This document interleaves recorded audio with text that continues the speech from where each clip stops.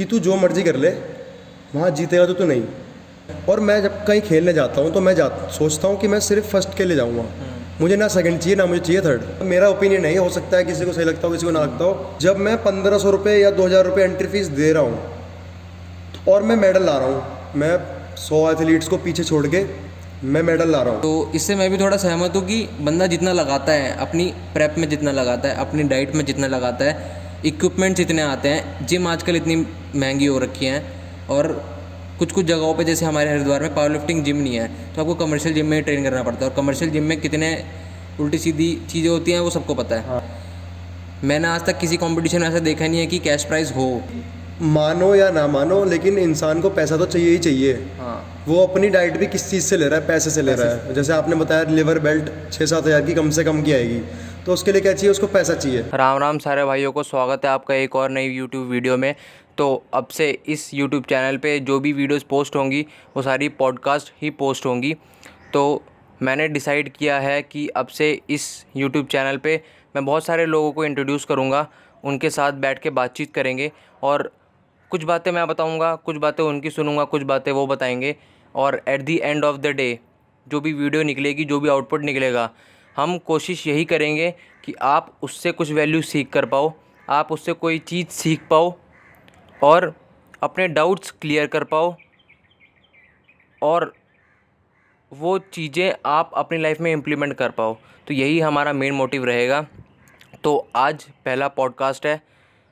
तो आज के हमारे पहले गेस्ट हैं दीप, जिनको मैं स्कूल टाइम से जानता हूँ, जो स्टार्टिंग से ही स्पोर्ट्स में, फ़िटनेस में हमेशा से आगे रहे हैं। स्कूल में अगर आप किससे भी पूछोगे कि 6th में, 7th में, 8th में कोई एक ऐसा बंदा बताओ जो स्पोर्ट्स में सबसे आगे रहा है, तो बंदे दीप का ही नाम लेंगे। तो सबसे पहले जिनको मैं इंट्रोड्यूस कराना जा रहा हूँ अपने यूट्यूब चैनल पे, वो हैं दीप, और इनसे बहुत बातें करेंगे। आप पॉडकास्ट एंजॉय करो और फीडबैक ज़रूर दे के जाना, आपको कैसा लगा। अच्छा लगा तो भी बताना, बुरा लगा तो भी बताना। बुरा लगा वो उसका रीज़न बताना, आपको बुरा क्यों लगा, ताकि अगली बार से वो चीज़ें हम ठीक कर पाएँ। तो चलिए इंट्रोड्यूस करते हैं दीप को और उनके बारे में जानेंगे कि कैसे उनकी फ़िटनेस जर्नी चालू हुई है, उनके क्या क्या अचीवमेंट्स हैं, क्या क्या उनके एक्सपीरियंसेस हैं। तो अब आप खुद ही सुनिए उनके मुंह से। चलते हैं एंजॉय करना पॉडकास्ट को। और दीप भाई, क्या हाल है? बस बढ़िया बढ़िया, आप बताओ आदि भाई। बढ़िया, सब बढ़िया। तो आप लोगों को मैं बता दूं कि दीप और मैं एक दूसरे को स्कूल से जानते हैं। हम लोग एक ही स्कूल में थे। मैं 6th क्लास में आया था और दीप स्कूल में पहले से पढ़ता था। तो आज दीप से उसी के रिगार्डिंग बात करने वाले हैं कि दीप स्पोर्ट्स में और फिटनेस में कैसे एंट्री हुई और स्कूल में क्या योगदान था, कॉलेज में क्या था और अब क्या चल रहा है। तो दीप भाई ये बताओ कि स्कूल में जब आप थे तो स्पोर्ट्स में कैसे आए? स्कूल में जब मैं वैसे मैं बचपन से ही स्पोर्ट्स में रहा हूँ, क्योंकि मतलब मेरे जेनेटिक्स भी अच्छे हैं। थोड़ा बहुत तो प्लस पॉइंट एक होता ही है, थोड़ा बहुत, इतना नहीं बोल सकते, खुद की मेहनत भी होती है। लेकिन मतलब बचपन से ही मैं खेल कूद में बहुत रहा हूँ, स्पोर्ट्स वगैरह में बहुत रहा हूँ। तो मेरे को एक किस्सा याद आता है कि 9th क्लास में जब मैंने बिल्कुल स्टार्ट किया था, जब मैं पहले ही क्लास में सीधे नेशनल चला गया था, तब मेरे को याद आता है हमारे टीचर थे केमिस्ट्री के, हमारे क्लास टीचर थे, नाम तो मैं नहीं लूँगा पर बनती नहीं थी ठीक है। हाँ, तो ऐसा हुआ था कि सीनियर्स और टीचर्स अंदर आए थे क्लास में कि जिसको हैंडबॉल में लेना है, पार्ट लेना है, वो आ जाओ। तो बेसिकली जो गेम जिसमें चालू किया था वो हैंडबॉल था जी। और शायद उस टीचर को मैं भी जानता हूँ, लेकिन हाँ, तो वही ना, तो बनती नहीं थी। और इसलिए हैंडबॉल ऐसा गेम है मतलब जिसमें थोड़ा जंप वगैरह की ज़रूरत पड़ती है। तो उनको भले ही वो स्पोर्ट्स के टीचर नहीं थे, बट उनको ऐसा लगा कि वही खेल पाएंगे इस गेम को जिनकी हाइट बहुत लंबी है। 9th क्लास में मैं इतना लंबा नहीं था, बाद में मेरी हाइट थोड़ी बड़ी है। तो जब सीनियर्स और टीचर्स आए बोलने के लिए कि जिसको DAV नेशनल्स वगैरह के लिए जाना है या फिर जो भी है, वो अपना नाम लिखवा दें और बाहर आ जाए ग्राउंड में प्रैक्टिस के लिए। तो उन्होंने अपने हिसाब से सबको खड़ा किया, अपने हिसाब से, और बोला तुम जाओ तुम जाओ तुम जाओ। मेरे को बड़ा ख़राब लगा, तो मैं खड़ा हो गया। मैं कहा सर मेरे को जाना है। तो उन्होंने कहा अच्छा तेरे को जाना है? मैंने कहा हाँ सर मेरे को जाना है। और मतलब अगर वो उस टाइम मना भी मुझे करते ना, तो तो शायद मैं फिर भी जाता ही जाता, क्योंकि मेरे अंदर ये आदत है कि मतलब जिस चीज़ को करना है वो तो करना ही करना है, चाहे फिर जो मर्जी हो जाए। तो मुझे लगता था मैं करूँगा ज़रूर। तो मैंने सर को बोला नहीं सर मुझे जाना है। तो कह रहे अच्छा तेरे को जाना है? मैं कहा हाँ सर मुझे जाना है। जाओ फिर उन्होंने ऐसा बोल दिया जाओ फिर। और मैं इकलौता था उस टाइम उस क्लास में से, 9th क्लास में से, जो हैंडबॉल में नेशनल खेल गया था उसी साल। तो मैं ये बता दूँ, पहले हम लोगों के स्टार्टिंग कैसे होती है? जैसे पहले डीएवी नेशनल्स मतलब डीएवी नेशनल्स तो बाद में होते हैं, उससे पहले का प्रोसीजर क्या होता है? उससे पहले भी स्कूल में खेलना पड़ता है, क्लस्टर जोनल जो भी होता है, वो थोड़ा बताओ वो कैसे कैसे खेला। पहले हमें टीचर प्रैक्टिस करवाते हैं, गेम के बारे में बताते हैं, क्योंकि हम फ्रेश हैं भाई, हमें पता ही नहीं गेम खेलना कैसे है। हमसे जो सीनियर है पहले तो वो जाएंगे, हमको सबको ऐसा लगता है, लेकिन नहीं, पहले प्रैक्टिस होगी। मान लो अगर 30 लड़के सेलेक्ट हुए, पहले 30 में से वो एक टीम बनाएंगे। हमारी पहले 14 की टीम होती थी, तो वो पहले 14 निकालेंगे उसमें से। फिर होगा हमारा डीएवी क्लस्टर लेवल, क्लस्टर में जो सेलेक्ट होंगे फिर होगा हमारा डीएवी जोनल लेवल, फिर उसमें जो सेलेक्ट होंगे फिर हो जाएंगे डीएवी नेशनल्स। तो नेशनल्स में ऐसा होता है कि कहीं किसी एक जगह पे नेशनल होता है और सारे डीएवी के बच्चे वहाँ पे आके compete करते हैं। तो कितनी बार तूने नेशनल्स खेला है, डीएवी नेशनल्स? मैंने डीएवी नेशनल्स 4 बार खेला है, 9th 10th 11th 12th, चारों साल खेला है। 12th में मैं कैप्टन भी था उत्तराखंड की टीम का, हैंडबॉल टीम का।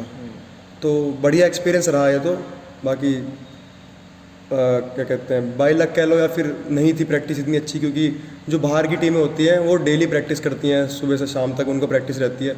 हमारे यहाँ क्या होता है कि एक पीरियड दे दिया निकाल के अलग, उसमें तुम्हें करनी ठीक, नहीं करनी कोई बात नहीं, वो भी कभी कभी मिलता था। तो बस यहाँ थोड़ा हम वो भी स्कूल के करिकुलम पे डिपेंड करता है कि किस तरह कितना इंगेजमेंट हो रहा है। तो बाकी उसके बाद कॉलेज में भी स्पोर्ट्स परस्यू करा या उसके बाद छोड़ दिया? कॉलेज में भी मैंने स्पोर्ट्स परस्यू किया, वहाँ पे भी मैं हैंडबॉल में खेलने गया। Inter university, all India university खेलने गया, वहाँ पे भी मैं 2 साल वहाँ खेला हूँ, क्योंकि 1 साल तो लॉकडाउन था। तो जो 2 साल मिले उन दोनों साल में मैं गया हूँ वहाँ पे। और पहले साल में अपनी टीम का मैं टॉप स्कोरर भी रहा था। और मेरे ख्याल से भाई डीएवी के ही किसी कॉलेज में गए थे? हाँ, मैं DAV Jalandhar, DAV university Jalandhar में गया था, वहाँ पे ही प्रैक्टिस वगैरह करी, सब कुछ करा। और मैं आपको एक इंटरेस्टिंग बात बताना चाहता हूँ इस कॉलेज वाले की। हम लास्ट ईयर में थे और मैं ना मतलब नेचुरली जो मेरा स्प्रिंटिंग लेवल है वो बढ़िया है, 100-200 मीटर भी, पता होगा स्कूल में भी मैंने बढ़िया करा था, तो मेरा नेचुरली बढ़िया है। तो थर्ड हमारा वो होती है एथलेटिक मीट वहाँ पे यूनिवर्सिटी में, वो हो रही थी। तो सब ने मतलब वहाँ पे ना टॉप के प्लेयर्स भी थे पहले से, जो हमारे डीएवी नेशनल मैंने आपको बताया, जिनके वहाँ पे मेडल्स भी थे, और वो बहुत अच्छे भी हैं। ये नहीं कहूँगा मैं कि कुछ बात, बहुत अच्छे, वैसे भी हम्बल हैं और टॉप के स्प्रिंटर्स हैं, बहुत मेहनत करते हैं। तो वहाँ पे चल रहा था ये सब, तो मैं फाइनल के लिए सेलेक्ट हो गया उसमें, मतलब 1-2 लेवल जो थी मैंने क्लियर कर दिया, फाइनल्स के लिए सेलेक्ट हो गया उन टॉप प्लेयर्स के साथ। और वो डेली प्रैक्टिस करते हैं, मैं इतना इस चीज़ में हूँ नहीं, सब कुछ। तो मुझे वहाँ पे बोला गया था, अगर आप देखोगे मेरे इंस्टा पे जाके, तो मैंने उस चीज़ में वीडियो भी डाली थी। मेरे को ना उनके फ्रेंड्स या फिर कह सकते हैं उनके क्लासमेट्स ने मेरे रूम में आके मेरे को बात बोली थी कि तू जो मर्जी कर ले, वहाँ जीतेगा तो तू नहीं। मतलब नेशनल्स की बात है, कहाँ की बात है? ये एथलेटिक मीट, डीएवी यूनिवर्सिटी की बात है, एथलेटिक मीट की। अच्छा। जब फाइनल्स था 100 मीटर का, वो इवेंट ही बहुत तगड़ा होता है, उसको मतलब कितना पसंद करते हैं लोग। तो मैं बाकी सब में सेलेक्ट था, long jump, high jump, discus throw, सब चीज़ों में। लेकिन इस चीज़ में मैं ऐसा था ना, उन्होंने मेरे को आके बोला कि मतलब हाँ, एक तरह से जैसे हंसना होता है ना, वो बात दिल पे लग जाती है जब तुम किसी पे हंसते हो ना इतना, कि तू कुछ भी कर ले, तेरा हो ही नहीं सकता उसमें कि तेरी कोई भी पोजीशन आ जाए। तो मैंने कहा चलो कोई बात नहीं। बट फिर मैंने सोच लिया था, मैंने वीडियो पहले ही तैयार कर ली थी इस चीज़ की कि तुम्हें जो बोलना है तुम बोलो, जीतूंगा तो ये मैं ही रेस, अब चाहे जो मर्जी हो जाए। अगर तुम्हें ऐसा लग रहा है कि ऐसा कुछ है तो ठीक है, देखते हैं। तो उस रेस को बहुत अच्छे मार्जिन से मैं जीत गया था, उसमें मेरा गोल्ड आया था, और मैं आज तक उस चीज़ पे बड़ा प्राउड फील करता हूँ। उसके बाद उन लोगों ने कुछ, उनका क्या वो था? उसके बाद मुझे बोलना तो नहीं चाहिए, वैसे तो मेरे को बाकी जो मेरे क्लासमेट्स थे उन्होंने मेरे को अपने कंधे पे उठा लिया था, क्योंकि वो बहुत बड़ी विक्ट्री थी हमारे लिए। लेकिन उसके ये नहीं देखा उन्होंने कि मैं मेहनत कर रहा था या जो कर रहा था, क्योंकि अगर मैं चलो उसकी तैयारी नहीं करता हूँ, बट तुमने देखा होगा मैं स्क्वाट्स वगैरह कितनी मारता हूँ, तो पैर में थोड़ा बहुत होती है, और जो स्प्रिंटिंग होती है वो नेचुरल आती है। तुम अपना लॉन्ग डिस्टेंस बढ़ा सकते हो पर तुम अपनी स्प्रिंटिंग इतनी जल्दी नहीं बढ़ा सकते। तो मेरे में नेचुरल था ही। बाद में लोगों ने मेरे को ऐसा ऐसा बोला कि दीप ने तो ये लगा लिया इसलिए वो फर्स्ट आ गया, दीप ने तो ये पी लिया। मतलब मैं स्टिंग पी रहा था। अब अगर स्टिंग में भी कुछ गलत है ना तो फिर तो सबको स्टिंग पीनी छोड़ देनी चाहिए। दीप तो स्टिंग पी के भाग रहा था। ये क्या टॉपिक बनता है? लॉजिक ही क्या है इस चीज़ का? मैं तो ये समझ में नहीं आया। तो ये उन्होंने एलिगेशन लगा दिया कि कुछ उल्टी सीधी चीज़ें हैं। और ये कितने साल पुरानी बात है? ये 2 साल हो गए इस बात को। स्टिंग पे सवाल उठाए थे उन्होंने। तो इतना तो चलो स्पोर्ट्स का था। उसके बाद जैसे अब दीप को हम देखते हैं, दीप की फिटनेस लेवल के बारे में बात करते हैं। पहले दीप अभी बेंच अगर सिंगल रैप मारना हो तो कितना मारोगे? मैं सिंगल रैप अगर मार रहा हूँ मैं 105 से 110 केजी तक मार दूंगा। ठीक है। स्क्वाट अगर सिंगल रैप मारनी है तो कितनी मारोगे? सिंगल रैप 195 टू 200 केजी मार दूंगा। और डेडलिफ्ट अगर मैक्स 1 रैप मारोगे तो कितनी मारोगे? 230 या अराउंड। तो ये सारे मतलब जितना इनका स्कोर है एसबीडी में उतना अगर हम लगाएं, जितने भी बंदे पावर लिफ्टिंग में हैं टॉप 5% बंदे इतना मारते होंगे। बाकी सारे इससे कमी, लिफ्ट कमी है।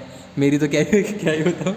बाकी तो अब फिटनेस जर्नी की बात करते हैं। स्पोर्ट्स की तो हमने बात कर ली, भाई ने ये भी एक्सेप्ट कर लिया कि इनकी जेनेटिक्स भी बहुत बढ़िया हैं। अब मेरे को ऐसे बंदे बहुत पसंद हैं जो स्ट्रेट फॉरवर्ड रहते हैं। अब कुछ लोग हैं कि नहीं भाई जेनेटिक नहीं है, मेहनत है। आपने बोला कि मेहनत भी है 50% और 50% जेनेटिक एक्सेप्टेड है। तो फिटनेस जर्नी जिम के अंदर कब घुसे वो बताओ, और कैसे पावर लिफ्टिंग में आए, क्या क्या अचीवमेंट्स थे। आप आर्म रेसलिंग भी करते हो, उसमें क्या क्या अचीवमेंट्स हैं वो भी बताओ। फिटनेस जर्नी मेरी स्टार्ट हुई मेरे कॉलेज टाइम से ही। बहुत स्किनी था मैं, अराउंड 50 केजी का मैं था। हाँ 50 केजी का मैं था। तो मेरे जो क्लासमेट्स थे वो 3 उसमें जो लोग थे वो पावर लिफ्टिंग के थे। और तब स्टार्टिंग ही हुई थी पावर लिफ्टिंग की। जैसे अब तो हाइप है बढ़िया, हाँ। बट तब स्टार्टिंग ही हुई थी 3-4 साल पहले। तो वो लोग मेडल लाते थे और उनको सबके सामने असेंबली में मेडल पहनाया जाता था। तो मेरे को बड़ा अच्छा लगता था। और पावर लिफ्टिंग नाम सुनने में लगता है कुछ कि हाँ कुछ गेम है। तो भले ही मैं स्किनी था जो भी था, बट स्पोर्ट्स में तो रहा ही हूँ। तो मेरे वो क्लासमेट्स थे तीनों की तीनों। तो मैंने उनको बोला, जो उसमें सबसे बड़ा था रोहित नाम है उसका, तो मैंने उसको बोला मुझे भी सिखाओ, ये चीज़ मुझे भी करनी है, मुझे लगता है मैं उठा सकता हूँ। फिर उन्होंने मेरे को स्टार्ट करा जिम वगैरह करवाना, करा उस फिर दिक्कत यहाँ गई, लॉकडाउन लग गया। हाँ मेरा थोड़ा ख़राब हो गया।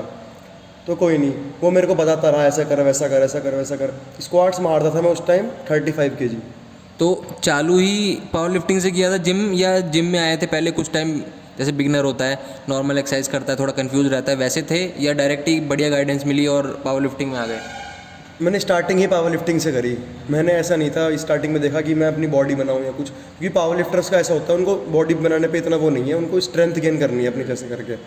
तो यही था मेरा कि स्ट्रेंथ गेन करनी है। लेकिन लॉकडाउन लग गया, अच्छी गाइडेंस मिल रही थी बट नहीं हो पाता जब तक अपने पीछे कोई ना खड़ा हो। हाँ। तो मैं 35 केजी के राउंड स्क्वाट्स मारता था, 35 केजी 40 केजी ऐसे बढ़ रहा था मेरा। फिर लॉकडाउन खुला, मैं यूनिवर्सिटी में गया जिसका मैंने अभी नाम लिया था थोड़ी देर पहले, वो किसी से लड़ के आया था, लड़ाई करके आया था, वो गुस्से में आया। और इस चीज़ को मैं अच्छा मानता हूँ कि वो मेरे लिए इतना पॉजिटिव रहा इस चीज़ में।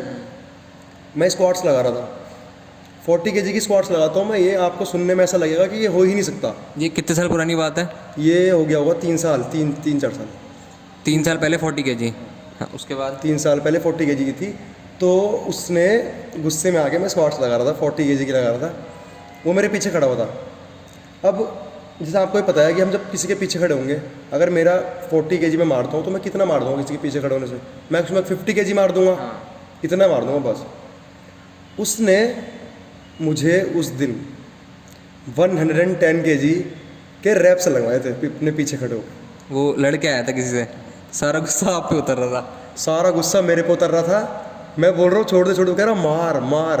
और जोक सपाट, उस दिन के बाद से मैं खुद ये बात पे कभी यकीन नहीं करता। मैं सोचता हूँ तो उस दिन के बाद से मैंने कभी 100 केजी से नीचे मारा ही नहीं। फिर मेरे को लगा ही नहीं कि 100 केजी कुछ होता भी है, क्योंकि जब वो मेरे पीछे नहीं खड़ा होता था मैं अकेला करता था। मुझे लगता था यार गिर ना जाए मेरे ऊपर, मैं गिर ना जाऊँ, मेरे को चोट ना लग जाए। लेकिन उस दिन जो उसने मेरे को सिखा दिया ना, वो मैं ज़िंदगी भर नहीं भूल सकता। मेरी अपनी खुद की स्ट्रेंथ मेरे को उस दिन पता चली है। तो मतलब तेरा जो नेचुरल पोटेंशियल था वो उस बंदे ने निकाल दिया तेरे सामने कि ये तेरा पोटेंशियल है, चाहे वो चाहता था नहीं चाहता था, लेकिन तेरे पॉजिटिव में वो चीज़ हुई। तो अब तक जितना हमें पता लगा है कि पावर लिफ्टिंग में अभी जो तूने इंसिडेंट बताया कि तू बढ़िया पावर लिफ्टिंग कर रहा है, एसबीडी वगैरह कर रहा है, स्ट्रेंथ बढ़ा रहा है। तो अब हम ये जानना चाहते हैं कि जैसे मेरे को पता है, ऑडियंस को नहीं पता है कि तूने पावर लिफ्टिंग चालू कर दी थी और तूने कुछ पावर लिफ्टिंग मीट्स भी खेली है। तो अब हमको पावर लिफ्टिंग मीट्स का एक्सपीरियंस बता कि जैसे तू किसी मीट में जाता है तो कैसे लोग आते हैं वहाँ पे, कैसे कैसी चीज़ें होती हैं, समझ गया? एक्सपीरियंस पूछ रहा हूँ। और कुछ अच्छा हुआ हो, कुछ बुरा हुआ हो, सब बता। और बाकी अचीवमेंट्स क्या क्या रहे तेरे उन मीट्स में, वो सब भी हम जानना चाहते हैं। मेहनत मेरे को हर बार करनी पड़ी है, क्योंकि हर बार ऐसा होता था, जैसे मेरी हाइट अब अच्छी खासी हाइट है मेरी, तो उससे बस ये थोड़ा प्रॉब्लम आ जाता है कि वेट ना तुम्हारा ज़्यादा होता है जब तुम्हारी हाइट थोड़ी ज़्यादा होती है। तो मेरे को यहाँ दिक्कत आई कि हर बार, जैसे मैं 66 कैटेगरी में खेलना चाहता था, क्योंकि मेरी लिफ्ट उस हिसाब की नहीं थी कि मैं 74 केजी में खेल पाऊँ। मैं चाहता था मैं 66 में खेलूँ, और मेरा वेट हमेशा होता था 69, 68, 69। और मैं जब कहीं खेलने जाता हूँ तो मैं सोचता हूँ कि मैं सिर्फ फर्स्ट के लिए जाऊँगा, मुझे ना सेकंड चाहिए, ना मुझे चाहिए थर्ड। तो मुझे पता था कि 66 में कितनी मारूंगा मैं उस टाइम पे जो मैं गोल्ड आ जाएगा। फिर मैंने क्या किया, अपना वेट कम करना स्टार्ट किया। मैं ये बात बोलूँगा, मुझे आज तक ना कभी वेट कम करने में या बढ़ाने में दिक्कत नहीं आई है। मतलब जब मैं वेट कम कर रहा होता हूँ, मैं खाना भी खा रहा होता हूँ, मैं सब कुछ कर रहा होता हूँ, बट माइंड सेट के हिसाब से और थोड़ा डाइट पे, मतलब कैलोरी डेफिसिट में जाके और थोड़ी एक्सरसाइज ज़्यादा करके कम हो जाता है अच्छा खासा। तो ऐसा बहुत बार हुआ है, जब मैंने कंपटीशन के 3-4 दिन पहले ही अपना 2 से 3 किलो वेट कम किया होगा। तो मैं सबसे पहला कंपटीशन मेरे को याद है, मैं देहरादून खेलने जा रहा था। देहरादून में मैंने खेला, तो मैं 66 कैटेगरी में वहाँ पे खेला। बहुत बड़े बड़े एथलीट्स आए हुए थे वहाँ पे, मतलब मेरी कैटेगरी में नहीं, बाकी कैटेगरी में। तो फिर वहाँ पे पहले ही मेरा वो कंपटीशन था मेरी लाइफ का पावर लिफ्टिंग का, उस पर पहले ही कंपटीशन में मेरा गोल्ड आया था ओवरऑल कैटेगरी में। तो वहाँ से मेरा कॉन्फिडेंस ना बहुत ज़्यादा बूस्टअप हो गया था। उसके बाद मेरा नेशनल था शायद हैदराबाद में, पर मैं नेशनल के लिए जा नहीं पाया। मैं सेलेक्ट हो गया था बट मैं जा नहीं पाया, क्योंकि मेरे एग्ज़ाम चल रहे थे डीएवी में। अच्छा। यूनिवर्सिटी के एग्ज़ाम थे, तो उस टाइम में जा नहीं पाया। फिर कोई बात नहीं, मैंने सोचा चलो अगली बार खेल लूँगा। फिर मैं 74 कैटेगरी में नॉर्थ इंडिया खेला, जो हमारे खुद के हरिद्वार में ही हुआ था। नॉर्थ इंडिया खेला, वहाँ पे मैं डेडलिफ्ट में मेरा ब्रॉन्ज मेडल आया। वहाँ पे मैं खेला, वहाँ पे मैंने रेफरी भी किया था। वो ये सब होने के बाद मैं गया फिर नेशनल खेलने झारखंड। तो मेरे को ये बात बिल्कुल भी पसंद नहीं है, मतलब मेरा ओपिनियन नहीं, हो सकता है किसी को सही लगता हो, किसी को ना लगता हो, बट जैसे मेडल मिल गया वो ठीक है, सर्टिफिकेट मिल गया वो ठीक है, बट मेरे अकॉर्डिंग ना कैश प्राइस थोड़ा सही होना चाहिए। क्योंकि जब एथलीट जाते हैं ना, तो आने जाने का चलो छोड़ो, वो अलग बात हो गई, बट जब मैं 1500 रुपये या 2000 रुपये एंट्री फीस दे रहा हूँ और मैं मेडल ला रहा हूँ, मैं 100 एथलीट्स को पीछे छोड़ के मैं मेडल ला रहा हूँ, तो कम से कम मैं इतना तो उसमें अर्न कर लूँ कि मैं अपनी एंट्री फ़ीस के अलावा थोड़ा अर्न कर पाऊँ, या अपनी मेरी एंट्री फ़ीस तो कम से कम कवर हो जाए उसमें।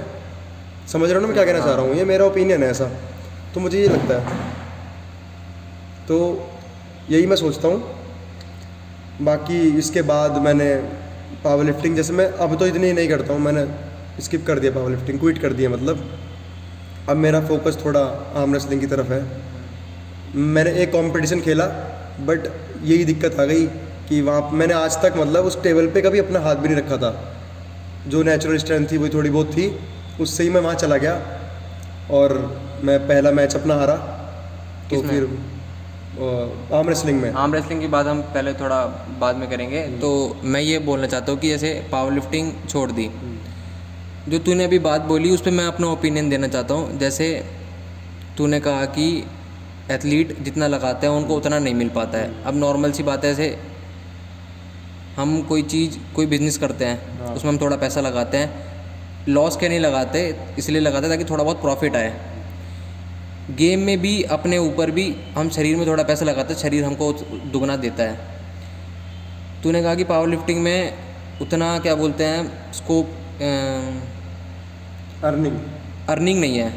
तो इससे मैं भी थोड़ा सहमत हूँ कि बंदा जितना लगाता है, अपनी प्रेप में जितना लगाता है, अपनी डाइट में जितना लगाता है, इक्विपमेंट्स इतने आते हैं, जिम आजकल इतनी महंगी हो रखी हैं और कुछ कुछ जगहों पे जैसे हमारे हरिद्वार में पावर लिफ्टिंग जिम नहीं है, तो आपको कमर्शियल जिम में ही ट्रेन करना पड़ता है। और कमर्शियल जिम में कितने उल्टी सीधी चीज़ें होती हैं वो सबको पता है। हाँ। आपको हर चीज़ के लिए मना कर दिया जाएगा, चॉक पाउडर यूज़ करने के लिए मना कर दिया जाएगा।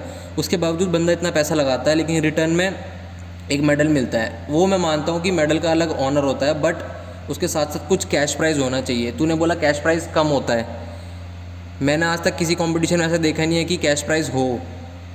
कितने पावर लिफ्टर्स हम सोशल मीडिया पे फॉलो करते हैं, सब एक ही चीज़ कहते हैं कि पावर लिफ्टिंग में कैश प्राइज़ नहीं है। और थोड़ा बहुत होना भी चाहिए, क्योंकि बंदे को सामने सपोर्ट मिलता है कि मैं पैसा लगा रहा हूँ तो मेरे को वापस आ रहा है।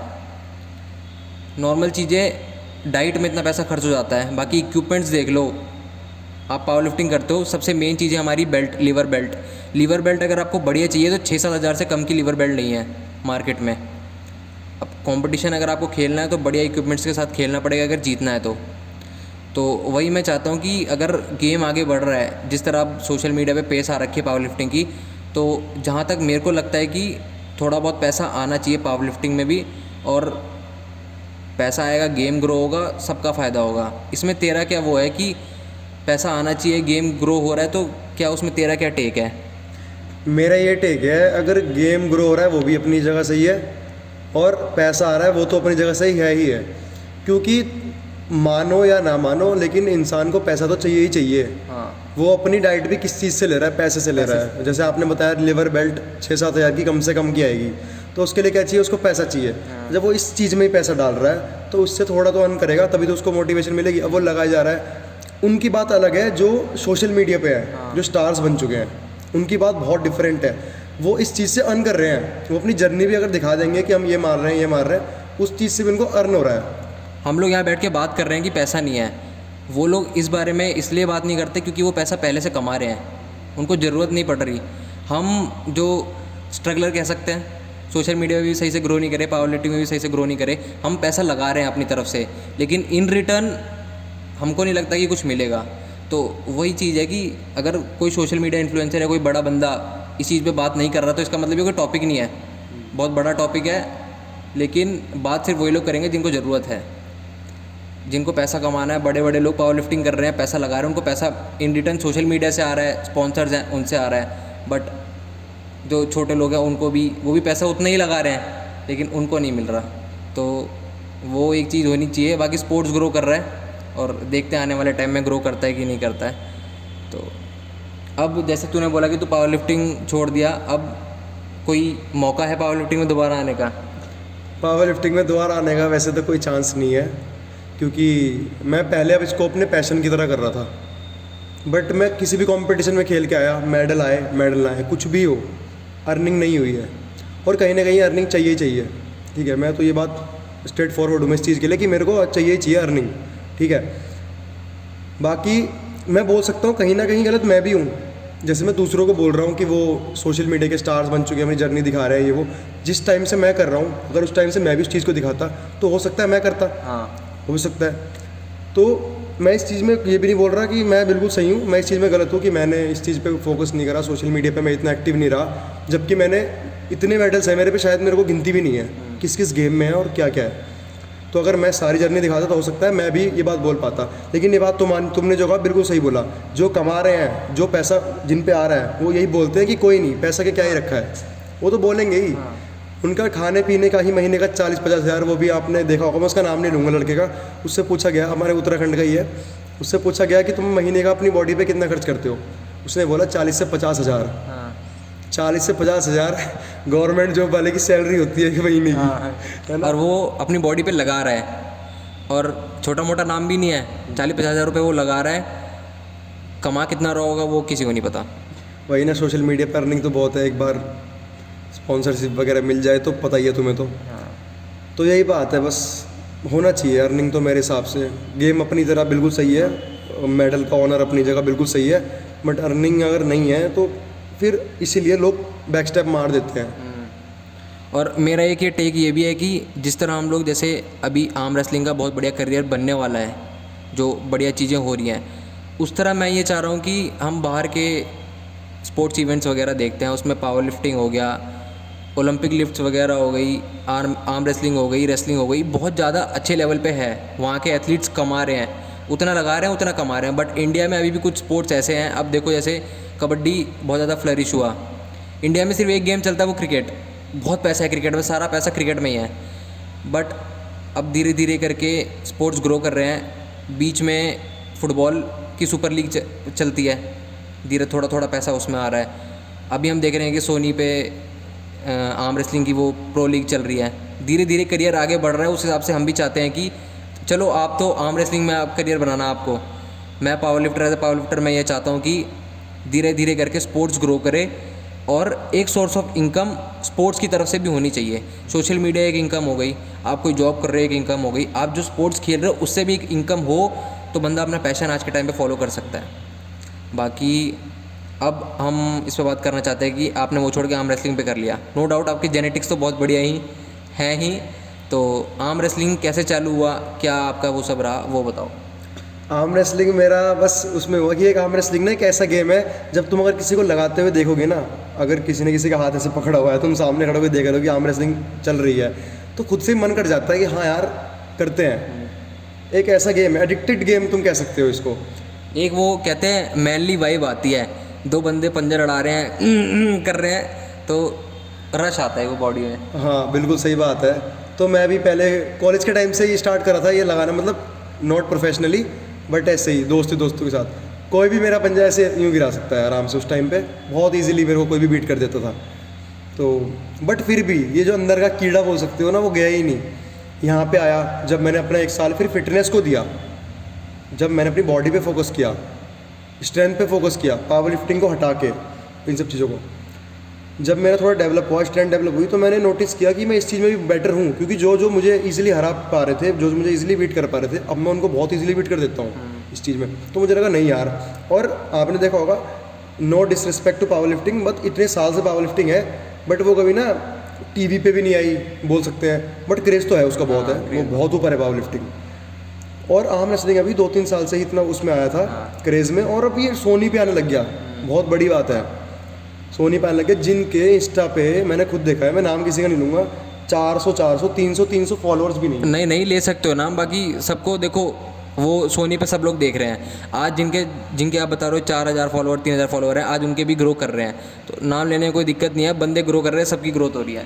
हाँ वो बात आपकी सही है, बट मैं बोलूँगा जिनके 200-300 फॉलोअर भी नहीं है ना, वो वहाँ टीवी पे आ रहे हैं इस टाइम, बहुत बड़ी बात है और बहुत अच्छी बात भी है। तो जैसे आर्म रेसलिंग इतना अच्छा मौका दे रहा है, और मुझे लगता है कि मैं कैपेबल हूँ इस चीज़ का, क्योंकि जहाँ मैं किसी जिम में जाता हूँ, अपने जिम में, किसी बाहर के जिम में, तो मैं 90% ऑफ द पीपल्स को मैं बीट कर पा रहा हूँ। तो इसका मतलब मेरे वो पोटेंशियल कुछ तो है, ऐसा तो नहीं है। और वो 10% जिम में, जैसे हमारे जिम में ही मैंने देखा है 10% वो एक ही बंदा है इसको नहीं बीट कर पाते, बाकी सारे बंदे जिम में जो भी हैं आप उनको बीट कर देते हो। तो उनका क्योंकि वो प्रोफेशनल है, वो आर्म रेसलर में, आर्म रेसलिंग में, और मैं उनसे काफ़ी कुछ सीखता भी हूँ। तो जो मुझे सिखाएगा वो तो मुझे बीट करेगा ही। हो सकता है कि आगे जाके कुछ हो जाए, बट वो जो भैया है जो मेरे को सिखाते हैं, मतलब वो बीट कर पाते हैं, अच्छी बात है। और बाकी मैं किसी जिम में जाता हूँ तो मेरे को वही हरा पाते हैं, मैक्स टू मैक्स वही मेरे को बीट करते हैं जो एक आर्म रेसलर होते हैं प्रॉपर। बाकी कुछ को आर्म रेसलर्स को भी मैं बीट कर देता हूँ, अपनी वेट कैटेगरी की मैं बात करूँ, और कुछ मैं मतलब जो बाकी नहीं होते आर्म रेसलर्स उनको तो मैं बीट कर सकता हूँ, इतना मेरे में कॉन्फिडेंस मेरा है। तो मैं एक कंपटीशन खेला यहाँ पे, हमारे हरिद्वार के शिवा भैया हैं, उन्होंने करवाया था हमारे हरिद्वार के पेंटागन मॉल में। वो मेरा पहला कंपटीशन था आर्म रेसलिंग का। मैंने अपनी लाइफ में कभी टेबल पे हाथ नहीं रखा था, और मेरे से बस यही गलती हो गई, ना मैंने कंपटीशन के पहले कुछ डाइट ली, ना मैंने मतलब कुछ भी, ना एनर्जी ड्रिंक, कुछ भी नहीं। सुबह से हम लोग बैठे थे, शाम के 4 बजे कंपटीशन स्टार्ट हुआ, और जब वो स्टार्ट हुआ मतलब बाकी मेरे को बहुत सपोर्ट आया था, मेरे जिम का क्राउड मतलब काफ़ी था मेरे को सपोर्ट करने के लिए। बट बस यही हुआ कि उस चीज़ का एक्सपीरियंस नहीं था, नॉलेज नहीं थी, कभी टेबल पे हाथ रखना नहीं पता था, तो पहला मैच ही मैं हार गया। 2 मैच होते उसमें मैं लूजिंग बाउट में चला गया, फिर वहाँ से मैं जीत गया 1 मैच, फिर मैं विनिंग बाउट में आ गया, फिर से हार गया और मैं बाहर हो गया। तो मेरे को कहीं ना ये चीज़ बहुत ख़राब लगी, ख़राब भी लगी और सही भी लगी। ख़राब मेरे को ये इसलिए लगी कि मैं ऑफकोर्स जब मैं बोलता हूँ कि मैं सबको हरा सकता हूँ, ऐसे वो है, कहीं ना कहीं मेरे अंदर कॉन्फिडेंस रहता ही है, चाहे जो मर्जी हो। तो और मैं हार के सीधा बाहर हो जाऊँगा तो ख़राब तो लगेगा ही, और मेरे को इतने लोग मेरे दोस्त बैठ के देख रहे हैं तो ख़राब लगता है। और अच्छा मेरे को ये लगा कि मेरे को सीखने को मिल गया कि अब ना आगे से मेरे को क्या गलती नहीं करनी है, और अब अगर मुझे करना है तो मेरे को हफ्ते के 1-2 दिन टेबल पे लगाने पड़ेंगे। क्योंकि वैसे टेबल में जिससे हम फोरआर्म्स मारते हैं और वैसे आर्म रेसलिंग की टेबल में ज़मीन आसमान का फ़र्क है। तो ये सब चीज़ें मैंने सीख ली। अब मैं उन चीज़ों से ग्रो कर रहा हूँ। अब उस टाइम पे भी जो मुझे लोग बीट कर पा रहे थे, वो लोग मेरे को अभी भी बीट नहीं कर पा रहे हैं, अब जाके बीट नहीं कर पा रहे हैं। और मैं काफ़ी अच्छी खासी टक्कर दे सकता हूँ और इस गेम में मैं कैपेबल हूँ, मुझे लगता है, इसलिए मैं शुरू कर रहा हूँ। हमारे जिम में अभी कंपटीशन हुआ था ये, उससे मैं अपनी कैटेगरी में मेरा गोल्ड आया राइट हैंड से, और लेफ्ट में कोई कैटेगरी ही नहीं थी, ओपन था, उसमें मेरा गोल्ड आया। तो यहाँ से मेरा कॉन्फिडेंस और बूस्टअप हो गया है। तो मैं जब इसका इतना स्कोप भी है, क्रेज़ भी है, तो मैं ट्राई करता हूँ कि इस चीज़ में मैं आगे बढ़ूँ। और एक चीज़ और, जैसे हमको पता है कि पावरलिफ्ट ये आर्म रेसलिंग ग्रो कर रही है, ऐसा भी नहीं है कि तू ज़ीरो से स्टार्ट करेगा, तू 50-60% पे पहले से ही है। अब तेरे को 50-60% तेरी मेहनत, तेरी डेडिकेशन वगैरह सब, तो हम ये कह सकते हैं कि आगे आने वाले साल, 1 साल में, 1.5 साल में हमको तो किसी बढ़िया स्टेज पे दिखेगा आर्म रेसलिंग के। बिल्कुल बिल्कुल दिखेंगे, ये तो है, अपने अंदर कॉन्फिडेंस बिल्कुल है। एक बहुत अच्छे स्टेज पे दिखेंगे, प्रो पंजा लीग जो इसकी बेस्ट स्टेज है। 1-1.5 साल के अंदर मैं वहाँ जाऊँगा और मैं यही चाहूँगा कि मैं अपनी कैटेगरी में वहाँ डोमिनेट करके आऊँ। पूरा सपोर्ट है सब भाइयों को, एक कि सारे भाई ग्रो करें। और ये तो चलो बात हो गई, बाकी अब हम बात करते हैं, अब हम फिटनेस में घुस चुके हैं टॉपिक में। तो कुछ नॉर्मल क्वेश्चन मेरे को लोगों ने पूछे थे कि अगर आप किसी बंदे को लाओगे तो ये चीज़ पूछना। तो मैं तेरे सामने एक सिनेरियो रखता हूँ, जैसे मैं बिगनर हूँ, सॉरी तू बिगनर है, तू किसी जिम में घुसता है, तेरे को क्या क्या डिफ़िकल्टीज़ है जो फेस करने को मिलती है। पहली बात, क्योंकि तू बिगनर रह चुका है, अब तू बढ़िया एडवांस हो गया है, लेकिन बिगनर तूने देखा है, क्या क्या डिफ़िकल्टी तेरे को रहती है, क्या क्या चीज़ें तेरे को अभी पता है जो तू चाहता कि तेरे को बिगनर के टाइम पे भी पता रहती, जब तूने जिम चालू किया था तब तेरे को पता रहती। ये 2 चीज़ मैं जानना चाहता हूँ। जैसे मैं एज अ बिगनर गया, तो आप मेरे से ये पूछना चाह रहे हो ना कि मुझे ये मैं क्या गलती कर सकता था। मैं गलती करी है मैंने पहले, जब मैं बिगिनर था। और मैं ये पूछना चाह रहा हूँ कि आपको अभी जो चीज़ पता है वो कौन सी चीज़ है जो आप चाहते हो कि आपको तब पता होती तो बात कुछ और होती। हाँ, तो जब मैं एक बिगिनर था, और जब मैं भी एक बिगिनर था, और जब मैं बाकी बिगिनर्स को भी देखता हूँ, तो मैं ये नोटिस करता हूँ कि वो बहुत जल्दी इन्फ्लुएंस हो जाते हैं, बहुत जल्दी। अगर खुद वो अंदर घुसे हैं, मतलब अंदर वो गए जिम के, किसी को उन्होंने देख लिया, उसके बाइसेप भाई 18 इंच के या कुछ भी, या फिर सोशल मीडिया पे देख लेंगे कि इसका उतना है, वो ये नहीं देखेंगे, उसकी मेहनत नहीं देखेंगे, उसका ये नहीं देखेंगे कि भाई वो बंदा कितना अपनी बॉडी पर खर्चा कर पा रहा है, तुम इतना कर पा रहे हो कि नहीं कर पा रहे हो। तुम्हें जब पता है कि तुम्हारा मंथली तुम अपनी बॉडी पे 5 से 6 हज़ार खर्च कर पाओगे सिर्फ, और अगला 1 लाख तक भी नहीं देखेगा क्योंकि वो अर्न कर रहा है, वो कर रहा है, तुम्हें उसके जैसे रिजल्ट के पीछे ही इतनी जल्दी क्यों पड़ना होता है। और सबसे बड़ा जो मुझे गलती लगती है एज ए बिगिनर, जब मैं भी था, मेरे को क्विक रिजल्ट चाहिए थे। सबको ना क्विक रिजल्ट चाहिए, वो ये नहीं देखते। मैं एज ए बिगिनर था, मैं भी ये गलती कर रहा था, और मैं बाकियों को भी देखता हूँ, वो ये नहीं देखेंगे कि, क्योंकि जब कोई जिम जाता है एवरेज, वो 20 साल की उम्र में, 18 ईयर्स की उम्र में ऐसे में जाएगा, तो वो ये नहीं देखेगा कि मैंने 18 साल अपने शरीर को ख़राब किया है। 18 साल से अगर मैं बर्गर पिज़्ज़ा खाते हुए आ रहा हूँ, तो मैं कम से कम 18 महीने तो रुक जाऊँ। नहीं, उसने 18-19 साल लगा दिया अपने बॉडी ख़राब करने में, लेकिन उसको 18-19 दिन में ही अपनी बॉडी सही चाहिए। उसको 18-19 दिन में अपने 6 पैक चाहिए, अपना बाइसेप्स बड़ा चाहिए। तो मेरे को ये सबसे ख़राब जो चीज़ लगती है, ये लगती है कि एक उनको एक क्विक रिजल्ट चाहिए होते हैं, और दूसरा वो इन्फ्लुएंस बहुत जल्दी होते हैं। मैंने भी ये चीज़ नोटिस करी है कि लोगों में पेशेंस की बहुत कमी है। बहुत बंदे ऐसे हैं जो आपने कहा इन्फ्लुएंस में आ जाते हैं। अब नॉर्मल सी आपने तो डाइट की पर्सपेक्टिव से बताया कि जो बंदा मान लो 100 रुपये लगा रहा है, उसका इनपुट 200 आएगा। आप 20 रुपये लगा करके सोचो कि अगर आपका इनपुट 40 आएगा, आपका इनपुट भी 200 आएगा, तो वो चीज़ गलत बात है, क्योंकि सबका इनपुट अलग अलग है। और आप अगर बिगनर हो, आपको बहुत सारी चीज़ देखनी पड़ेगी, सीखनी पड़ेगी, और फिर अपने ऊपर अप्लाई करनी पड़ेगी। और कुछ ऐसी चीज़ बताओ, अगर कोई बिगनर बंदा है, उसको किन चीज़ों से दूर रहना चाहिए ताकि उसकी जो फिटनेस जर्नी है वो हेल्दी रहे, बढ़िया रहे, और बंदा खुश रहे। फिटनेस का मतलब ही यही है कि बंदा मेंटली फिजिकली खुश रहे, हंसता खेलता रहे। तो वो कौन कौन सी चीज़ें हैं, मिस्टेक्स हैं, जो बंदा बिगनर एज ए बिगनर ना करे तो ज़्यादा बेटर रहेगा।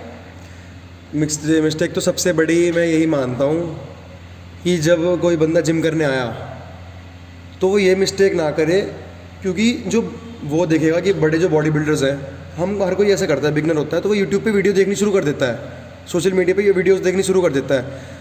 वो ये गलती करता है, क्योंकि जो बड़े मैं इस बारे में बात कर रहा हूँ फॉर्म के बारे में, करेक्ट फॉर्म के बारे में। जो बड़े बॉडी बिल्डर्स होते हैं वो शॉर्ट रेंज ऑफ मोशन करते हैं, क्योंकि उनका मसल माइंड कनेक्शन बन चुका है। तब तक वो वैसे भी करेंगे तो भी उनकी मसल ग्रो होगी, बट हम अगर वैसे करेंगे तो हमारी नहीं होगी। पार्शियल मूवमेंट करने लग गए हैं बिगनर्स बड़े बड़े बॉडी बिल्डर्स को देख के, और अगर उनको कोई बोल दे या टोक दे कोई अच्छा बॉडी बिल्डर, तो फिर वो बोलेंगे कि नहीं मैंने तो देखा है, ऐसे ही होता है।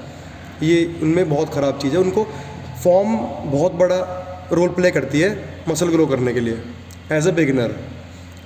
जब एक टाइम पे आके उसका मसल माइंड कनेक्शन पूरा मैच्योर हो जाएगा, तब उस टाइम पे वो अपना फॉर्म थोड़ा ऊपर नीचे, पूरा भी नहीं थोड़ा ऊपर नीचे करेगा तो भी चलेगा। तो ये एक मिस्टेक है। दूसरी मिस्टेक, सप्लीमेंट के पीछे बहुत जल्दी भागना, जिस चीज़ की ज़रूरत भी नहीं है। प्रोटीन की ज़रूरत होती है, चलो ठीक है, एथलीट मुझे पता है, एज एन एथलीट मुझे पता है कि हाँ प्रोटीन की ज़रूरत है, लेकिन जो बिल्कुल जिसने जो बिगिनर है वो ये चाहता है कि वो प्री वर्कआउट ले ले, पोस्ट वर्कआउट ले ले, प्रोटीन भी ले, क्रेटीन भी ले, मल्टीविटामिन्स भी ले, सब कुछ ले। एक स्टेज पे आके तुम सब कुछ लो, लेकिन जब तुम एज अ बिगिनर एंट्री तुमने की है तो अपनी बॉडी को नेचुरली तो जाने दो पहले जहाँ तक जा रही है। मैं सप्लीमेंट को नेचुरल नहीं बता रहा हूँ, मैं वैसे बोल रहा हूँ कि नेचुरल जो तुम्हारी पोटेंशियल है बॉडी की, उसको जाने दो पहले वहाँ तक। तब तक तुम प्रोटीन खाओ, तुम क्रेटीन खाओ बिल्कुल, बट तुम्हें अलग चीज़ों की। और ये सबसे जो मैं आपको बात बता रहा हूँ, ये काम मोस्टली करते हैं ट्रेनर्स, जो उनसे वो इन्फ्लुएंस होके आ जाते हैं। हाँ, अपना सामान बेचने के लिए या कुछ भी, कि आप ये ले लो वो ले सकते हो। हाँ, यही करते हैं वो। उनको कोई फ़र्क नहीं पड़ता। जोक सपाट जो है नॉलेजेबल, उनकी बात नहीं कर रहा मैं, बट कुछ जैसे हैं कि मैं हूँ, भले मैंने कोई कोर्स नहीं करा हुआ, मेरे को नॉलेज नहीं है, मैंने अगर अपना जिम खोल दिया तो मैं भी ट्रेनर बन गया वहाँ पे। मैं कुछ बोलूँगा अगले को सुननी पड़ेगी और अगला लगेगा हाँ। और जो मिस्टेक वो करते हैं वो ये करते हैं कि जो नॉलेजेबल ट्रेनर्स होते हैं, एक ये ट्रेनर है वो नॉलेजेबल है, उसकी फ़िज़िक ठीक नहीं है, और एक है जो नॉलेज जिसमें बिल्कुल भी नहीं है बट उसकी फ़िज़िक बहुत अच्छी है, लोग ना उसकी तरफ भागेंगे कि यार इसकी तो फिजिक है, भैया आपने ये कैसे किया, भैया मैं क्या। और अगर वो भैया कुछ सप्लीमेंट बेच रहा होगा, वो भैया सीधा बोल देगा कि मेरे से ये लो, मेरे से बोलो। तो ये बहुत मेरे को मिस्टेक लगती है बिगिनर्स की। और ट्रेनर्स तो ये नहीं देखेंगे, जो ख़राब ट्रेनर्स हैं वो ये कभी नहीं देखेंगे उसकी जर्नी क्या है। जब तुम सिर्फ फिट होने के लिए आए हो, जब तुम खुश रहने के लिए आए हो, अपनी बॉडी को एक्सप्लोर करने के लिए आए हो, तो तुम वहाँ फिट रहने के लिए जैसे ट्रेनर बोल देंगे कि तुम ना एनाबॉलिक शुरू कर दो। जब उसको प्रोफेशनली बॉडी बिल्डिंग जैसे करियर होता है बॉडी बिल्डिंग, जब तुम्हें बॉडी बिल्डिंग करनी ही नहीं है तो तुम्हें उसकी नीड क्या है एनाबॉलिक्स की। ये बहुत कम लोग बोलते हैं, जो तू बोल रहा है कि जब तक आपको बॉडी बिल्डिंग नहीं करनी है वो उस साइड जाना ही क्यों है। जब कोई चीज़ सही ढंग से हो सकती है, आपको उसमें करियर नहीं बनाना है, तो क्यों, मतलब ये तो फिर उस बंदे की गलती है जो गाइड कर रहा है बिगिनर को। हाँ बिल्कुल, उसी बंदे की गलती है। और बिगिनर्स भी बहुत जल्दी, जैसे मैंने थोड़ी देर पहले आपको बताया, इन्फ्लुएंस बहुत जल्दी हो जाते हैं कि हाँ इन्होंने बोल दिया तो ये करना पड़ेगा, अब तो मेरे को जल्दी जल्दी करना है। तो ये बहुत ख़राब चीज़ लगती है मेरे को। फिटनेस, अगर तुम फिटनेस तो उसे ही बोलते हैं, बंदा ऊपर से नीचे तक हेल्दी है, बाहर से भी और अंदर से भी। यही नहीं, ऐसा बहुत होता है कि बंदे की बाहर से बहुत बॉडी है और अंदर से उसके ऑर्गन्स ख़राब हो चुके हैं, है ना। तो बस यही है, मैं तो यही मानता हूँ कि ये मिस्टेक तो ना ही करे बिगिनर्स, तो उसके लिए बेटर है। तो ये दीप भाई का टेक था। बाकी मैं इसमें बस, आपने बिल्कुल परफेक्ट चीज़ बताई बिगिनर्स के लिए। मैं बस एक टेक बताना चाहता हूँ। कोई भी बंदा, जैसे आपने बोला 18 साल से बॉडी ख़राब कर रहा है, उसको बॉडी चाहिए 6 महीने में, 7 महीने में। मैं आपको ये बता दूँ, हम बिगिनर की बात कर रहे हैं कितने टाइम ड्यूरेशन में। जैसे आपने आज से जिम ज्वाइन किया, 6 महीने, 7 महीने, 8 महीने, 9 महीने, और मैं 1 साल वाले बंदे को भी बिगिनर में काउंट करता हूँ, है कि नहीं सही बात। बिल्कुल बिल्कुल सही बात। क्योंकि 1 साल में उतनी नॉलेज गेन करना बहुत मुश्किल चीज़ है।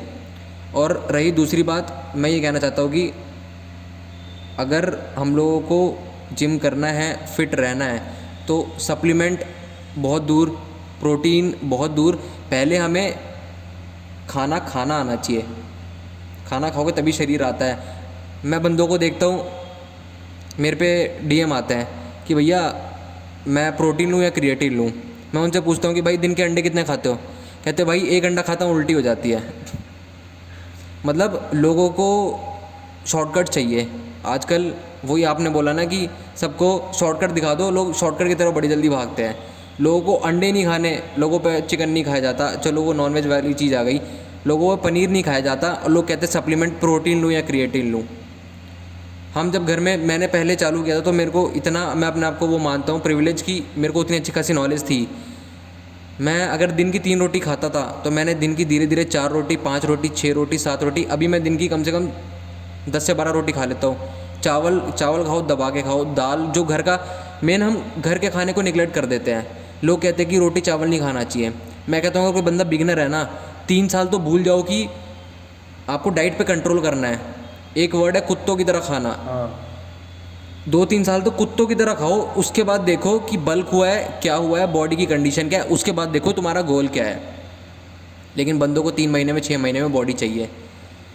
तो ये हमारा टेक था। बाकी नॉर्मल मैं कहूँगा कि सप्लीमेंट्स वगैरह इनसे अगर थोड़ा सा दूरी बना के रखो। नो डाउट बढ़िया चीज़ें हम भी यूज़ करते हैं, बट हमको बहुत टाइम हो चुका है ट्रेनिंग करते हुए, किस तरह ट्रेनिंग की इंटेंसिटी, क्या वॉल्यूम रहता है, सब कुछ पता है, इसलिए हम लोग यूज़ कर सकते हैं। बट बाकी अगर बिगिनर है कोई, तो वो अगर घर के खाने से अटैच रहे, दबा के खाए, बढ़िया खाए, छाछ, मक्खन, दूध, दही सब कुछ, तो बढ़िया ग्रो होती है। अब नॉर्मल देख लो ना, किसी बॉडी बिल्डर को खड़ा कर दो बढ़िया बॉडी के साथ, और किसी पहलवान को खड़ा कर दो, गांव के पहलवान को ठेठ एकदम, अगर आ जाओ, चाहे आर्म रेसलिंग करवा लो, चाहे पावर लिफ्टिंग करवा लो, चाहे दौड़ लगवा लो, रस्सा चढ़वा लो, सबको पता है कि कौन जीतने वाला है। बिल्कुल। तो नॉर्मल शरीर बढ़िया होना चाहिए। कट कुट तो आते रहेंगे, बट शरीर अच्छा काम करे, मेंटल हेल्थ, फिजिकल हेल्थ सब बढ़िया रहे, वही चाहिए। बाकी ये बात हो गई, हमने आपके बारे में बहुत बात कर ली। अब अगर आपको मेरे से कुछ क्वेश्चन वगैरह पूछने तो आप पूछ सकते हो। तो आपने मेरे बारे में तो सब कुछ जान लिया, आपने मेरी जर्नी पूछ ली, मेरी अचीवमेंट्स पूछ ली, फिटनेस के बारे में पूछ लिया। अब जैसे कि मैं आपको देखता हूँ, ठीक है, मुझे ज़रूरत ही नहीं होती पहली बात तो आपके कि कोई आपकी फीड आएगी मेरे सामने। मैं जब इंस्टा पे रील्स स्क्रॉल कर रहा होता हूँ तब आपका ऑटोमेटिक आ जाता है, आपका इतना रीच कर रहा है चैनल आदि लिफ्ट्स नाम से जो है। तो मैं आपसे, जैसे मैं अलग से भी आपसे कई बार पूछता रहता हूँ कि आपने जो ये जर्नी शुरू करी है कैसे करी है, और जो आपके इतनी जल्दी आप ग्रो कर रहे हो इतना अच्छे, क्योंकि आप मेहनत भी उतनी कर रहे हो, तो जो ग्रो कर रहे हो सोशल मीडिया पे, वो अगर किसी और को करना हो, जैसे मुझे करना हो, जैसे मेरे कितने कम फॉलोअर्स आपको पता ही है, मतलब इतनी अचीवमेंट्स होने के बाद भी फॉलोअर्स नहीं है, क्योंकि मैंने उस चीज़ को टाइम भी नहीं दिया और मुझे उस चीज़ का पता भी नहीं है। तो मैं आपसे ये सब पूछता हूँ, तो आप मुझे इसको अपनी तरीके से बताओ कि आपकी जर्नी कैसे शुरू हुई है और आप ग्रो कैसे करना स्टार्ट हुए हो, सब कुछ मुझे आपके बारे में जानना है। तो बेसिकली चालू कहाँ से करूँ अपनी फ़िटनेस, कहाँ, जिम कब से चालू किया? जी। तो मैं कॉलेज में था, तो कॉलेज में कुछ बंदे ऐसे जिनको मैं पहले से फॉलो करता था, रोहित खत्री हो गए और एक साकेत गोखले हो गए। इनको मैं as a normal human being देखता था, जिम जुम कुछ नहीं करता था, फिटनेस से मेरा लेना देना नहीं था, मैं बस गेम्स खेलता था, फुटबॉल हो गया, वॉलीबॉल हो गया, वो क्रिकेट हो गया, बस यही नॉर्मल जो कॉलेज में चलता था, स्कूल में चलता था, वही खेलता था। स्कूल में फ़ुटबॉल खेलता था, जो लोग देख रहे हैं स्कूल से होंगे सबको पता होगा कि फ़ुटबॉल में खेलता था। और फुटबॉल में हमारे स्कूल में पॉलिटिक्स चलती थी, इस वजह से मेरे को टीम में नहीं लिया था। बाकी कट करके उस पे आते हैं कॉलेज पे। तो बीच में मेरी कॉलेज में तबीयत ख़राब हो गई थी, और कॉलेज जो मेरा जर्नी रही है वो मतलब ऐसी रही है अय्याशी वाली, फुल मतलब कॉलेज के बच्चे होते हैं टिपिकल कि पार्टी करनी है, ये करना है, वो करना है, A to Z पूरा, मतलब आप एक एक्सट्रीम केस मान सकते हो, वो एक्सट्रीम केस था। फिर बीच में थोड़ा मानसून का सीज़न आया, बारिश वगैरह बहुत हो गई थी चेन्नई में, तो एक दिन इतना पानी भर गया था, और हम लोग, मैं गलती से क्रॉस करके यहाँ से वहाँ तक कॉलेज के अंदर चला गया। मेरे को डेंगू हुआ, मैं 10 दिन बेड पे था, मैं चेन्नई में था, घर वाले यहाँ थे 10 दिन। अब आप सोच लो किसी बंदे को डेंगू हुआ है, मेरा वज़न था 65, बॉडी में कुछ भी मसल नहीं थी, और 65 से 10 किलो वज़न घटा 10 दिन में 55 किलो। अब आप सोचो 65 किलो का बंदा 10 दिन में 55 का हो जाएगा, सामने आपको कैसा दिखेगा बंदा वो। तो घर वाले मेरे को लेकर आए घर पे, खातिरदारी करी, बढ़िया खाना वाना जो घर का रहता है, उससे फिर मैं जल्दी ठीक हुआ। उस टाइम जब मैं अपने आप को उसमें देखता था, तो जो मेरे को टी शर्ट फिट भी आती थी, वो एकदम ऐसा लगता था कि हैंगर पे कपड़े टांग दियो, चेहरा मतलब बट उस टाइम भी लड़कियां कॉम्प्लीमेंट करती थी कि एकदम चेहरा एकदम जॉ लाइन वाला, लेकिन बट वो खुद को रहता है ना कि कोई जान नहीं है, 14 सीढ़ी चल लो तो सांस हाफने लगते हैं। तो एक वो चीज़ थी, उस टाइम से मैंने सोचा कि अगर ज़िंदगी जीनी है तो फिर क्यों ना बढ़िया तरीके से जी जाए। ये तो जितने मज़े कर रहे थे कर लिए, अब थोड़ा फिटनेस पे ध्यान देते हैं। अब जैसे मैंने लोगों को बताया कि मैं अपने आप को बहुत प्रिविलेज समझता हूँ, मैं समझता नहीं हूँ क्योंकि मैंने अपने आप को प्रिविलेज बनाया है। मैं कॉलेज में था, कॉलेज के पास जिम था, मैं वहाँ जिम करता था नॉर्मल, हल्का हल्का वेट, ज़्यादा कुछ नहीं। और मैं ज़्यादा टाइम कॉलेज की पढ़ाई कम करता था, इस पर रिसर्च ज़्यादा करता था कि क्या खाना चाहिए, क्या डाइट है, कितने न्यूट्रिएंट्स, कैसा कैसा सब कुछ, कैसी एक्सरसाइज रहनी चाहिए सबकी। मैं जाके यूट्यूब पे सर्च करता था कि बैक बनाने के लिए 3 एक्सरसाइज, बाइसेप्स के लिए 3 एक्सरसाइज, सबके लिए 4 एक्सरसाइज, 5 एक्सरसाइज। फिर उसमें से मेरे को किसी ने बताया अपनी फेवरेट एक्सरसाइज चुननी है। ऐसे करके धीरे धीरे करके बेस बना मेरा। और मैंने ये भी मानता हूँ कि मैंने अच्छे बंदों को देखा, अच्छी वैल्यू करी, तब मेरी अब जाके ग्रोथ अच्छी हो रही है। ये तो फिटनेस था, मेरे को 1.5-2 साल हो गए जिम करते हुए, और नो डाउट सब कुछ बढ़िया चल रहा है। जब से ये लाइफस्टाइल मैंने चुना है तब से 1.5-2 साल हो गए। 1.5-2 साल में मेरी आज तक कभी तबीयत ख़राब नहीं हुई, कभी मेरे को बुखार नहीं हुआ, कभी मेरा मतलब यही कह सकते हैं जो पहले नॉर्मल कमज़ोर बंदे को होता है वो सारी चीज़ें कभी नहीं हुई। चक्कर तो मेरे को बचपन से नहीं आए, बट बहुत हेल्दी फील करता हूँ। भगा लो, दौड़ लो, कितना भी वेट उठवा लो, सब कुछ बढ़िया है। ये तो मेरी जिम की जर्नी। बाकी मेरे को स्टार्टिंग से ही अगर कोई बोले, जो बंदा स्पोर्ट्स में रहता है, आपके साथ भी होगा, जो बंदा स्पोर्ट्स में रहता है उसको पढ़ाई से वो हमेशा से दूर भागता है। जितने भी बंदे होंगे जो स्पोर्ट्स के अंदर होंगे या कोई भी गेम खेलते होंगे, सारे बंदे अपना कोई भी क्लास होगी बंक करके स्पोर्ट्स, बहुत सारे बंदे पकड़े भी जाते हैं। बट तो यही चीज़ है, हमेशा से मेरे को पढ़ाई की तरफ वो मेरा उतना कॉन्फिडेंस रहा नहीं, स्पोर्ट्स की तरफ था। तो जिन बंदों को मैंने देखा वो लोग कंटेंट क्रिएशन कर रहे थे। आपने मेरे से पूछा कि कंटेंट क्रिएशन कैसे ग्रो किया, तो मेरे को जब मैंने रिसर्च करनी चालू करी कि कंटेंट क्रिएशन कैसे ग्रो करना है, तो 3-4 बंदों की एडवाइस मैंने देखी। तो बंदों ने ये बोला कि अगर आपको कंटेंट क्रिएशन में ग्रो करना है, और बेसिकली मैं इस फील्ड में क्यों आना चाहता था, क्योंकि नॉर्मल सी बात है, मेरे को 6-7-8 महीना हो गया था, अब मेरे को प्रोटीन चाहिए था, सप्लीमेंट चाहिए था, सब कुछ जो चीज़ें जिम चाहते हैं वो एक शौक़ होता है बंदे का अपना। तो मेरे को लगा कि क्यों ना इसी में थोड़ा करियर आगे बनाने की कोशिश की जाए, और देखते हैं फिर कैसा हिसाब बैठता है। मैंने चालू किया, किसी ने मेरे को बोला कि सबसे पहले तो जिम करो, धीरे धीरे अपनी स्ट्रेंथ बिल्ड करो, वीडियोस बनाओ, और सोशल मीडिया पे अगर आपको ग्रो करना है तो कंसिस्टेंट रहो और रिलेटेबल रहो। अगर मैं कोई चीज़ बना रहा हूँ तो सामने जिम जाने वाले बंदे को वो चीज़ समझ में आनी चाहिए। ये 2 चीज़ हो गई, एक कंसिस्टेंट और एक रिलेटेबल रहना आपको पड़ेगा। बाकी क्वेश्चन क्या था, मैं बोलते बोलते क्वेश्चन थोड़ा। मेरा क्वेश्चन आपसे ये है कि जैसे मैं हूँ, मेरी अचीवमेंट्स भले ही बहुत है, बट मेरे फॉलोअर्स सोशल मीडिया पे कम है। मैं चाहता हूँ ग्रो करना। मैं छोड़ो, कोई भी बंदा चाह रहा है कि वो सोशल मीडिया पे ग्रो करे, ज़्यादा जल्दी भी नहीं बट धीरे धीरे। तो वो जो उसको टाइम लगेगा वो ना सोचते हुए भी अगर उसको ग्रो करना हो, तो वो क्या ऐसी कुछ चीज़ें हैं, क्या की पॉइंट्स हैं जो उसको ध्यान रखने चाहिए ग्रो करने के लिए? हाँ, तो जैसा आपने क्वेश्चन मेरे से पूछा, बंदे मेरे से डीएम में भी बहुत पूछते हैं, तो सिंपल सा इसका आंसर मैं बताता हूँ। अगर आप मेरी प्रोफाइल पे सबसे नीचे स्क्रॉल करके जाओगे ना, तो आपको पुराना वाला वो आदित्य दिखेगा, कैसा था कैसा नहीं, कैसी वीडियोस बनाता था। उस टाइम पे जा कर के उस टाइम का टाइम देखो, डेट देखो, और आज की डेट देखो।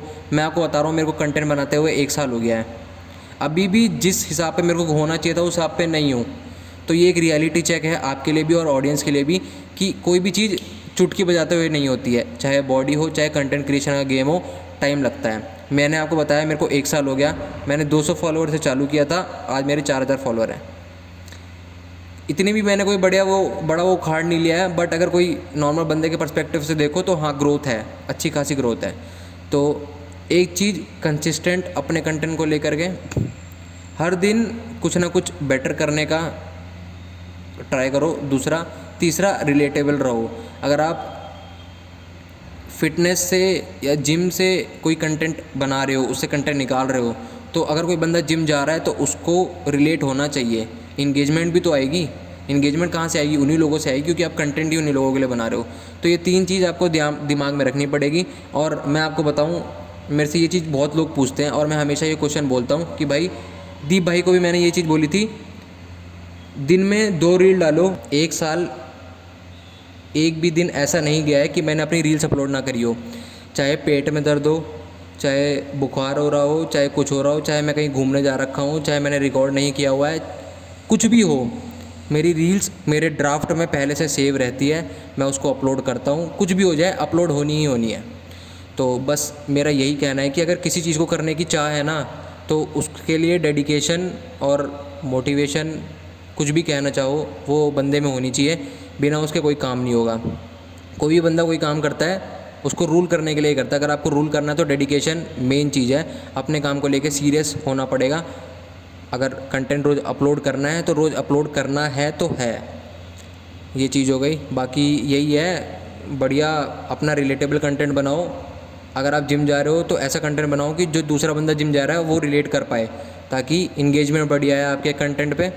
और बढ़िया, आप जितना ट्रू रहोगे उतना बढ़िया आपका चैनल जहाँ पे भी ग्रो करना चाह रहे हो सब ग्रो करेगा।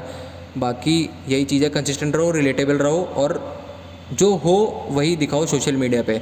बस इतना ही कहना था। बाकी ऑडियंस है ही समझदार, आप भी हो समझदार। तो यही था मेरा टेक, कैसे ग्रो करना है सोशल मीडिया पे। मैं आपसे आपके गोल्स के बारे में जानना चाहता हूँ कि जैसे आप इतना अच्छा भी कर रहे हो सोशल मीडिया पे, आपकी रीच भी काफ़ी बढ़िया है, तो आप इस चीज़ से इन रिटर्न में क्या चाहते हो? जो आप इतना टाइम अपना लगा रहे हो इस चीज़ को, बुखार है या कुछ भी है, मैं अपने रील डालूंगा ही डालूंगा, मेरे को डालनी है, तो आप इस चीज़ में इन रिटर्न क्या चाहते हो? आपका गोल क्या है इस चीज़ को लेकर? देखो, जब चालू किया था तो नॉर्मल कोई गोल नहीं था, बट अब क्योंकि एक स्टेज पे आ चुका हूँ, तो एक बंदा जब ग्रो करता रहता है तो गोल्स आते रहते हैं, क्योंकि कॉम्पिटिटिव का ज़माना है, कंपटीशन का ज़माना है। अगर आपके गोल्स नहीं है तो आप कहीं सर्वाइव नहीं कर पाओगे। तो मैं अपने गोल्स को 2 पार्ट में डिवाइड करता हूँ।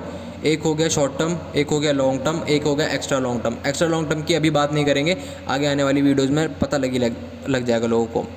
शॉर्ट टर्म गोल तो मेरा ये है कि धीरे धीरे अगर मैं ग्रो करता चला गया तो एक अच्छी कंपनी की स्पॉन्सरशिप मेरे पास होनी चाहिए, क्योंकि वही हमने बोला कि अगर गेम आपको कोई चीज़ दे रहा है तो वो बंदा और उस चीज़ में पुट ऑन करता है। अगर कल को मेरे को स्पॉन्सरशिप मिलेगी, तो किसी भी सप्लीमेंट ब्रांड की स्पॉन्सरशिप मिलेगी, किसी भी क्लोथिंग की स्पॉन्सरशिप मिलेगी, तो कंटेंट मेरा ही अच्छा होगा, बेनिफिट मेरे को ही मिलेंगे, मैं ही ग्रो करूँगा। और मेरे भी बहुत सारे दोस्त हैं जो मसल ब्लेज या और भी बहुत सारी कंपनी जो कि उनको इंडोर्स कर रहे हैं। मैं भी चाहता हूँ कि एक ऐसी बढ़िया कंपनी को मैं भी इंडोर्स करूँ और बढ़िया ग्रो करूँ।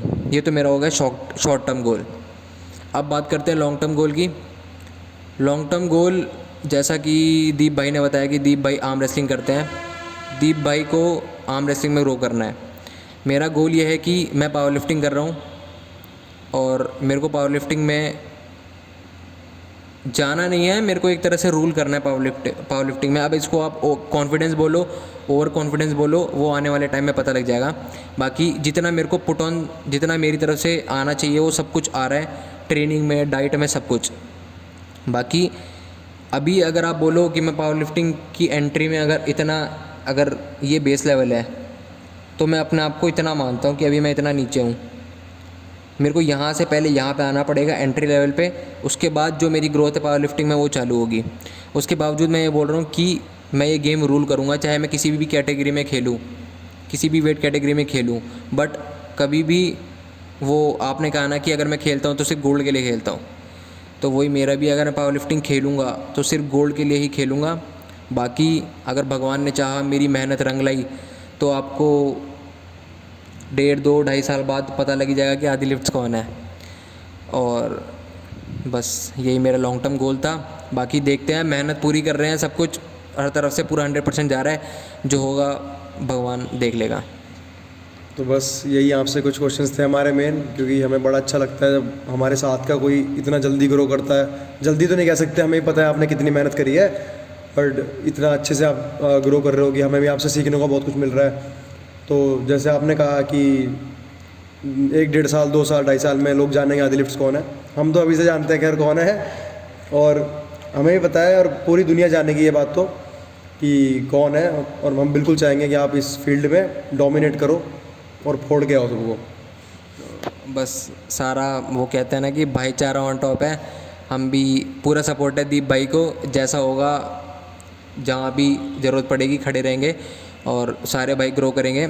बाकी अगर आप और कुछ पूछना चाहते हो तो। नहीं, बस मेरे को तो आपसे इतना ही पूछना था, क्योंकि अभी इतनी जल्दी मैं आपसे सब कुछ मैं चाहता हूँ कि धीरे धीरे करके मैं आपसे बात करूँ इस चीज़ के बारे में, काफ़ी कुछ सीखने को मिलता है। तो आज तो मैं इतना ही चाहूँगा कि हम इसी टॉपिक को यहाँ पे ख़त्म करें।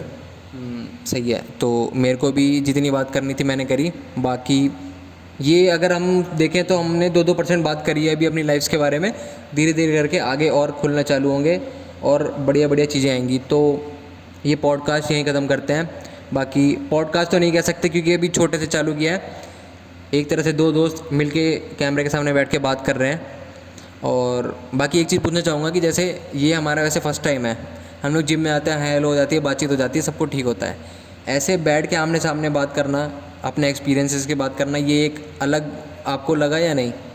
बिल्कुल, बहुत डिफरेंट है। ऐसे बात करना बहुत डिफरेंट है। हमारे ओपिनियंस एक दूसरे के सामने आ रहे हैं। हम जब ऐसे बात करते हैं तो हमें फिर ये फ़र्क नहीं पड़ रहा कि सामने वाला हमारा ओपिनियन मानेगा या नहीं मानेगा। अगर उसको रखनी होगी अपनी बात, वो रखेगा, है ना। तो ये एक पॉजिटिव साइड है इस चीज़ की, जो मुझे बहुत अच्छी लगी। हम दोनों का ओपिनियन वैसे तो काफ़ी लेवल तक मैच करा ही है, बट अगर नहीं भी करता तो हम दोनों एक दूसरे के सामने ये बात रख सकते हैं। तो ये पॉजिटिव पॉइंट मानता हूँ। और एक चीज़ और, जैसे आप लोगों को लगा हो कि बहुत सारी चीज़ें दीप भाई ने बोली और मैं सहमत था उस चीज़ से, क्योंकि मैं सही में सहमत था। अगर कल को यहाँ बैठ के दीप भाई कोई ऐसी चीज़ बोलते हैं जो मेरे को लगता है कि गलत है, तो वहाँ पे ऐसा नहीं होगा कि मैं भी हाँ दीप भाई जो बोल रहे हैं सही बोल रहे हैं। अगर दीप भाई गलत बोल रहे हैं तो दीप भाई गलत बोल रहे हैं, यहाँ बोली जाएगी। तो सही बोल रहा हूँ दीप भाई? हाँ, बिल्कुल सही बात है। अगर कोई गलत बोल रहा है तो इसमें फिर ये नहीं देखना चाहिए हमें अपना स्टैंड, बिल्कुल अपना ओपिनियन रखना चाहिए। क्योंकि ऑडियंस का अपना खुद का ओपिनियन है। ऑडियंस को जो सही लगेगा ऑडियंस उसको सपोर्ट करेगी, उसको मानेगी, उसकी बात मानेगी। तो बाकी ये पॉडकास्ट, ये बातचीत यहीं ख़त्म करते हैं। बाकी आप लोगों को कैसा लगा, क्योंकि आप लोगों को दिमाग में रख के ही ये चीज़ बनाई गई है कि आप लोगों की थोड़ी सी भी अगर हेल्प हो पाए हमारी बातचीत से, मेरे एक्सपीरियंस से, दीप भाई के एक्सपीरियंस से, अगर आपको कुछ वैल्यू मिलती है, अगर आपका कुछ एक्सपीरियंस बेटर होता है, तो उसमें हमारी ही क्या कहते हैं उसको, हमारे लिए ही प्लस पॉइंट है।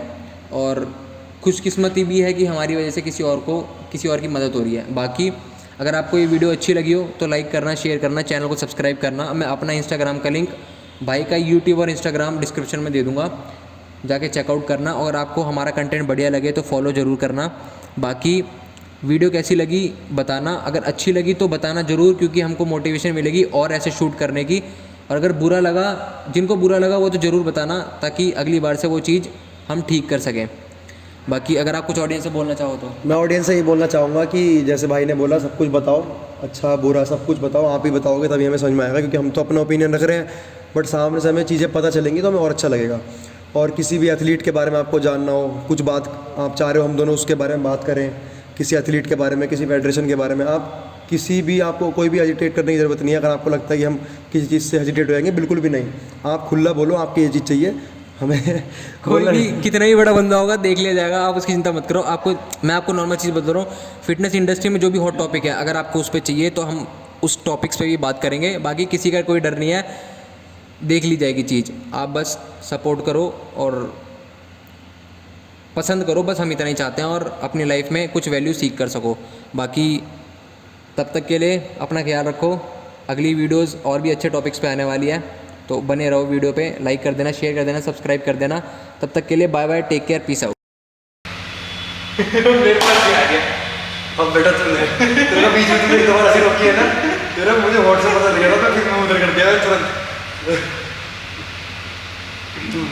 मेरे को बीच में वजह आ गया कि मैच क्या कर रहे हैं। ये समझ गया। अरे हैं? तेरा आदि लिफ्ट नाम से है ना इसका? अरे स्टार्ट।